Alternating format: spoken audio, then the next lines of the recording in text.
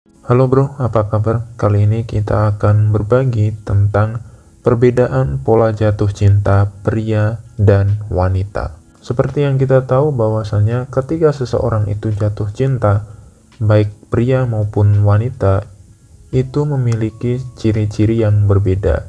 Karena pria itu cenderung menggunakan logikanya, sedangkan wanita cenderung menggunakan emosi atau perasaannya. Kira-kira apakah perbedaannya? Mari kita simak. Yang pertama, pria tertarik pada visual, sedangkan wanita lebih tertarik pada karisma seseorang. 80% pria tertarik sepenuhnya dengan visual atau gambar. Makanya cewek atau wanita yang berpenampilan seksi, berpenampilan menggoda, itu lebih menarik di mata cowok. Kenapa? Karena memang yang namanya cowok itu adalah makhluk visual. Semakin cantik seorang cewek, semakin seksi, semakin menggoda, maka akan semakin banyak pria yang akan mencintai si cewek tersebut. Nah, berbeda dengan pria, wanita itu cenderung tertarik kepada yang namanya karisma yang dipancarkan dari seorang pria. Karisma itu sebenarnya apa sih?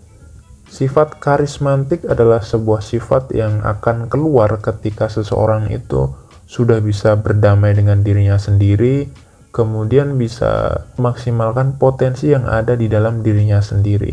Ketika lo itu udah berdamai dengan diri lo sendiri, maka lo lambat laun akan menemukan potensi itu, dan ketika lo tahu potensi lo akan mengembangkan itu semua, dan akhirnya muncullah karisma itu.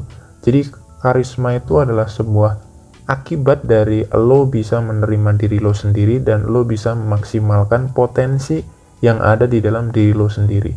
Contoh-contoh orang yang berkarismatik itu seperti siapa? Contoh misalkan Ariel Noah. Lalu apa sih yang membuat Ariel itu sebegitu karismatiknya? Pertama, Ariel itu punya suara yang bagus.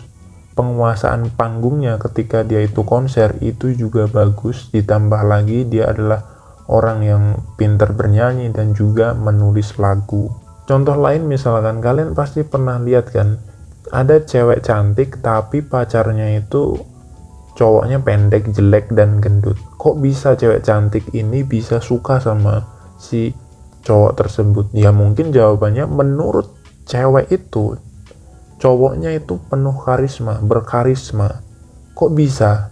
Ya mungkin dia punya potensi, dia itu pintar humoris orangnya, kemudian pintar ngobrol, pintar komunikasi, dan juga mungkin si cowok tersebut itu tahu titik-titik di mana si cewek ini bisa luluh. Itulah yang membuat karismanya dia itu terlihat muncul khusus untuk si cewek tersebut. Jadi mungkin kita ngelihat si cowoknya itu, ini kan cowok pendek, dekil, gendut, kok bisa dia punya cewek cantik? Ya mungkin kita sebagai seorang cowok itu ngelihatnya ini orang tuh jelek, tapi ceweknya itu ngelihat dia itu ya memang punya karisma karena dia memaksimalkan potensi yang ada di dalam dirinya sendiri. Mungkin memang bener dia pendek, jelek, tapi di sisi lain dia adalah orang yang humoris, orang yang setia, orang yang rela berkorban, atau dia juga adalah orang yang tahu titik-titik lemah untuk merayu si cewek tersebut. Makanya dia bisa mendapatkan si cewek tersebut, bro.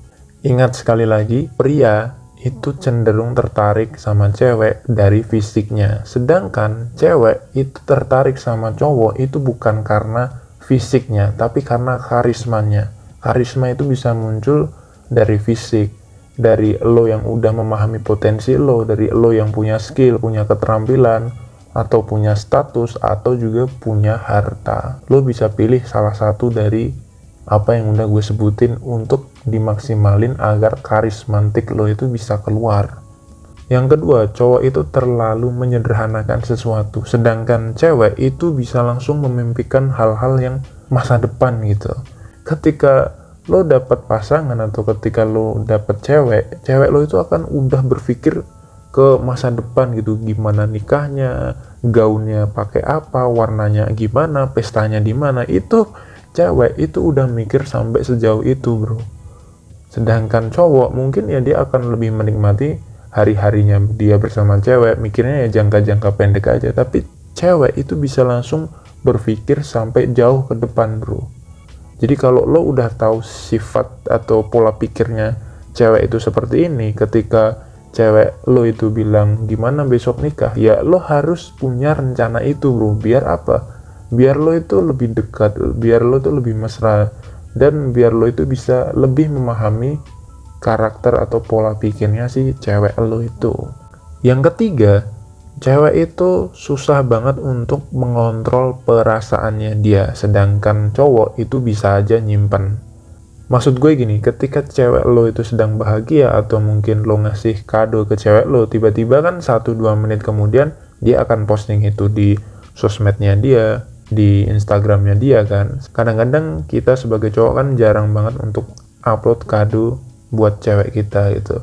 Tapi kalau cewek, karena cewek itu apa ya, dia kan lebih peka, lebih pengertian, lebih menghargai sesuatu itu dengan perasaannya dia. Kalau ketika lo kasih sesuatu dan dia merasakan kebahagiaan, maka dia akan share kebahagiaan itu di sosmednya dia.